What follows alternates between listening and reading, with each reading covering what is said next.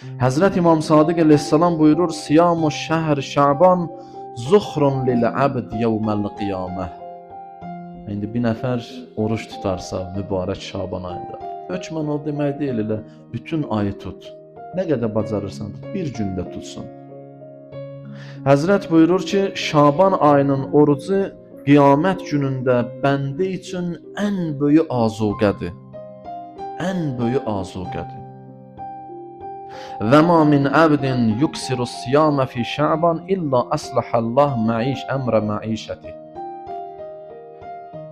Buyurur ki, hər kəs mübarək Şaban ayında bir gün oruç tutarsa, daha doğrusu orucun çoxaldarsa, yəni bir gün, 2 gün, nə qədər çox tuta bilərsə, nə qədər imkan daxilində artıq tutarsa, Allah təbarək və Teala onun o qədər məişət işlərin yoluna qoyacaq.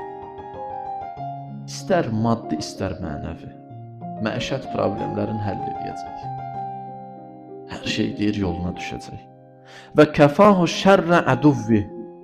Və düşməninin şərrindən Allah ona kifayət eləyəcək. Yəni Allah onu düşmənin şərrindən amanda saxlayacaq. Və inna ədnə ma yəkunu limən yəsumu yevmən min Şaban ən təcbə ləhul cənnə. Şaban ayında oruç tutanın ən kiçik və ən aşağı mükafatı, ən az mükafatı Allah Teala onu cənnətlə müjdələyər. Ki Allah behişti ona bəxş eləyər.